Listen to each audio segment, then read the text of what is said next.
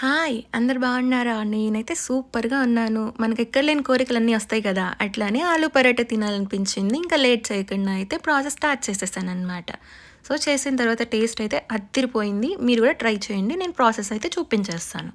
దానికోసమైతే గోధుమ పిండిలో కొంచెం సాల్ట్ వేసుకొని చపాతీ ముద్దలాగా కలిపి పక్కన పెట్టేసుకోండి. ఇంకా పొటాటో స్టఫ్ కోసం కొంచెం 3 పొటాటోస్‌ని బాయిల్ చేసుకొని ఇలా మ్యాష్ చేసుకున్నా. 2 ఆనియన్స్, కొంచెం కొత్తిమీర అండ్ 5, 6 పచ్చిమిర్చి కట్ చేసి పెట్టుకోండి. ఇంకా మసాలా కోసం అయితే 2 స్పూన్స్ ధనియాలు, 1 ½ స్పూన్ జీలకర్ర అండ్ ఒక 4, 5 ఎండుమిర్చి అండ్ కొంచెం ఇంగువ. సో, ఈ 4 జార్‌లో వేసేసుకొని మెత్తగా పౌడర్ అయితే చేసేసుకోండి. సో, ఇంక ఇందాక చూపించిన పొటాటో, ఆనియన్, కొత్తిమీర, పచ్చిమిర్చి బాగా మిక్స్ చేసుకొని దానిలోకి తగినంత సాల్ట్ అండ్ మనం ప్రిపేర్ చేసి పెట్టుకున్న మసాలా పౌడర్ 1 ½ స్పూన్ వేసుకోండి. ఇంకా తగినంత కారం కూడా వేసుకొని బాగా మిక్స్ చేసేసుకోవాలన్నమాట. బాగా మిక్స్ చేసుకొని ఒక చిన్న చిన్న బాల్స్ లాగా అయితే చేసేసి పక్కన పెట్టేసుకోండి.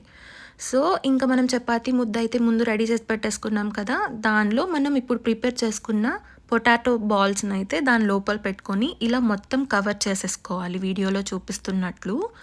లేదంటే బయటికి రాకుండా మొత్తం కవర్ చేసుకున్న తర్వాత సేమ్ మనం చపాతీ ఎలా చేసుకుంటామో అట్లానే చేసేసుకోవాలి. కాకపోతే చపాతీ మనం బాగా కొంచెం పల్చగా చేసుకుంటాము. దీన్ని కొంచెం థిక్‌గా చేసుకోవాలి. లేదు అంటే మనం లోపల పెట్టిన పొటాటో స్టఫ్ అనేది బయటకొచ్చేస్తుంది. సరిగ్గా బాగోదు.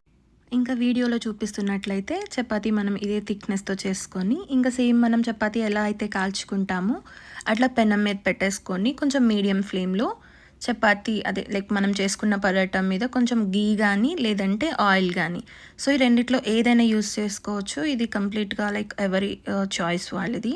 సో, నేనైతే నెయ్యి యూజ్ చేశాననమాట. సో, మనం అట్లా చపాతీ మొత్తం కూడా పరిచేసి అటు ఇటు కాల్చుకుంటే మనకి ఆలు పరాటా రెడీ అయిపోతుంది.